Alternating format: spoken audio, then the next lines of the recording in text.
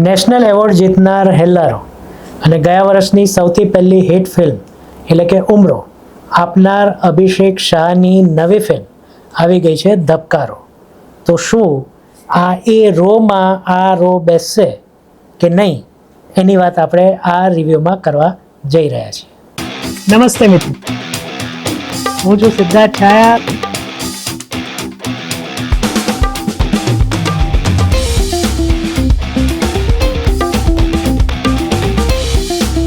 તો સ્વાગત છે તમારું સિટ ટોક્સમાં.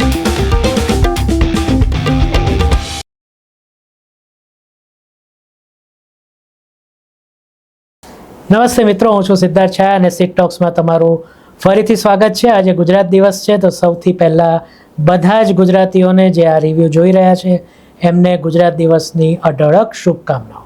આશા છે ગુજરાત જેણે આપણને ખૂબ આપ્યું છે એને આપણે પણ કંઈક પરત આપીએ અને ગુજરાતની સુખ અને સમૃદ્ધિમાં આપણે આપણો યથાયોગ્ય ફાળો આપીએ.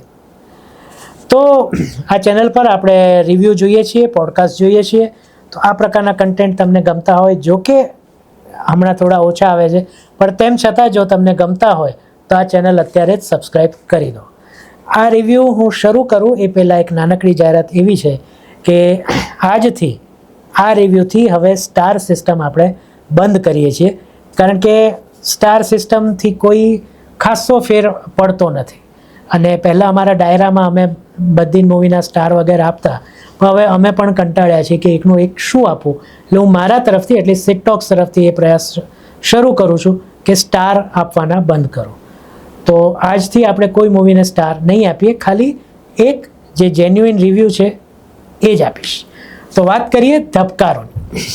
અશોક પટેલ કરીને એક વ્યક્તિ છે જે સરસપુર નામનું પાટણ પાસે કોઈ એક ગામ છે, એના લોકોનું, એના સગા સંબંધીઓનું, મિત્રોનું, ઇવન ટપાલીઓનું, પોતાના ટીચરોનું, બાજુના ગામના કોઈ વ્યક્તિની ભેંસોનું અને પોતાની પત્નીનું બધાનું કરીને અમેરિકા ભાગી જાય છે. અને ત્યાંથી પણ એને ગેરકાયદેસર ઘૂસવા બદલ ભાગવાન એટલે કે કાર્યવાહી થાય એ પહેલાં ભાગવાની તક મળે છે.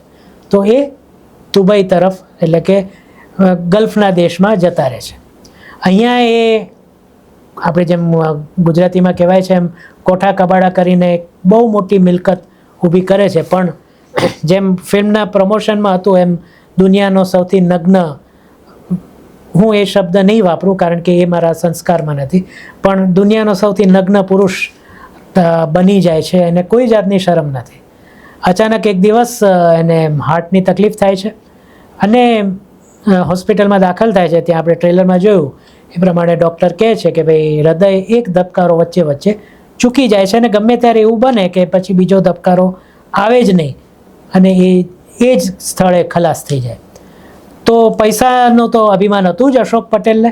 એ કહે છે ગમે તેમ થાય પણ આનો કોઈ રસ્તો કાઢો. તો હૃદયનું ટ્રાન્સપ્લાન્ટ એનો જ એક ઉપાય છે જે કોઈ પણ રીતના એ શક્ય બનાવે છે.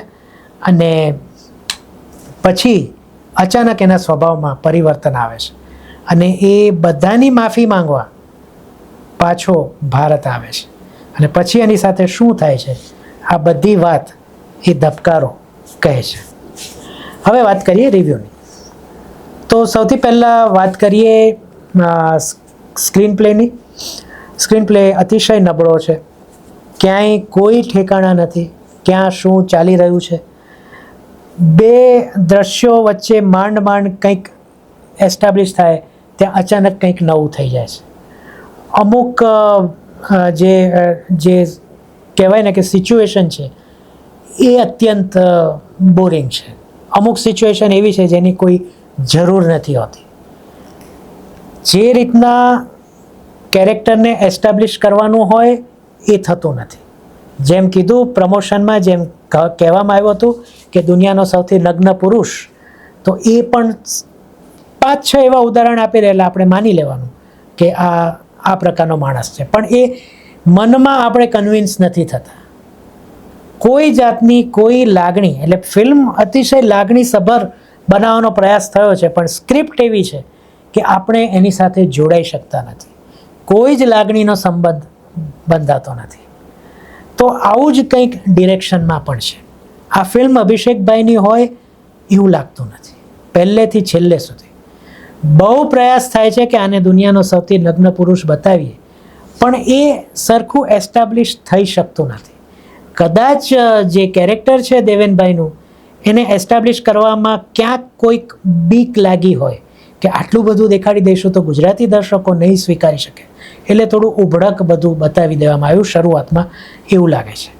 ત્યાર પછી મેં કીધું એ પ્રમાણે જે ગામમાં પરત જાય છે એ બધી વાતો, અને અચાનક ગામવાળાને કંઈક આપી દે તો ગામવાળા બધું ભૂલી જાય, એનું કંઈક પ્રાયશ્ચિત પણ થાય, આ બધું આમ તરત બધું બતાવી દીધું છે.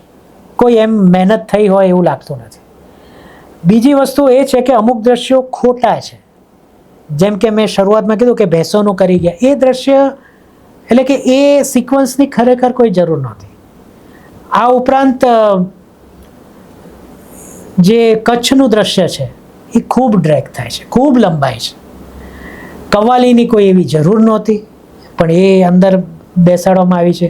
છેલ્લું દ્રશ્ય જ્યાં સુધી આવે છે, અને અશોકભાઈ ઉર્ફે જે નામ છે, જે આપ જ્યારે ફિલ્મ જોવા જોશો ત્યારે ખબર પડશે, એને જ્યારે પસ્તાવો થાય છે અને પછી આપણને જે એક લાઇનમાં મેસેજ આપે છે, ત્યારે જે દર્શક છે એ એટલો કંટાળી ચૂક્યો હોય છે કે એને એ મેસેજ એ કેચ કરતો નથી. બીજી પણ ઘણી ભૂલો છે. એમાંથી એકાદી ભૂલ કહું કે જ્યારે પણ કોઈની ધરપકડ થાય ત્યારે એને હથકડી પહેરવીને પોલીસ સ્ટેશન લાવે, પણ જ્યારે લોકઅપમાં મૂકે ત્યારે એ હથકડી ન હોય, આમાં છે. બીજું, પાત્ર પોતે કહે છે કે હું દુબઈમાં ગમે તેમ, એક તો ગેરકાયદેસર ઘૂસ્યો દુબઈમાં, અને પછી ગમે તેમ આડાઅવળા કામ કરીને મોટી સંપત્તિ એકઠી કરી, તો એ નથી શક્ય. કોઈ પણ રીતના લોજિક તમે બંધ કરી દો, પણ એ દુબઈ જેવા દેશમાં તો નથી થતું. અમેરિકામાં થતું હોય છે, આપણે વાંચીએ છીએ, પણ દુબઈમાં એ શક્ય નથી હોતું. બીજું, ઓપરેશન ચાલતું હોય અને માણસ ઘૂસી જાય અને ડૉક્ટર ઓપરેશનને સિરિયસલી ન લે, આ કેવી રીતના શક્ય છે? અને છેલ્લે જે એક સંબંધ બાંધવાનો પ્રયાસ થયો બે અજાણ્યા વ્યક્તિ વચ્ચે, એ પણ ઉભડક છે. અને આવું આપણે ખૂબ જોઈ ચૂક્યા છીએ કે છેલ્લે આવું નીકળે, અરે આ તો આ છે, અરે આ તો આ છે, તો એ અરે જે થવું જોઈએ ને એ નથી થતું. એટલે ડાયરેક્શનમાં પણ ખૂબ બધા ઝોલ છે.